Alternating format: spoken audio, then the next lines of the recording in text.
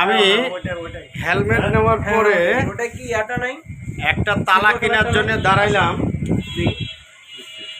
এত সুন্দর দোকানের প্রাইস, এমন চমৎকার প্রতিটি জিনিস, প্রতিটি হেলমেট, তালা এবং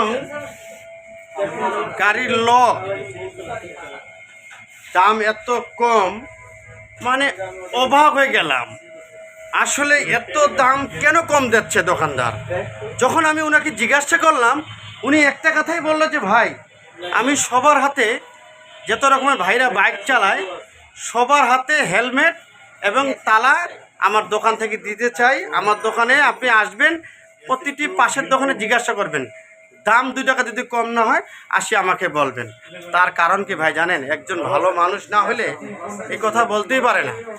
আমি হেলমেট নিলাম, তালা নিলাম, এই গ্লাস নিলাম, এইটি দাম একবারে সুন্দর, খুবই দাম কম রাখলো এবং মনের মধ্যে খুশি লাগলো। দামটা 7-এর মধ্যে পেলাম।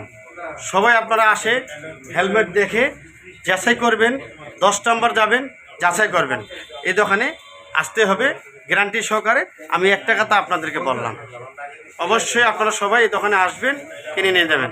ভালো থাকবেন, সুস্থ থাকবেন। আল্লাহ হাফেজ। আপনাদের সবাইকে আল্লাহ ভালো রাখবেন।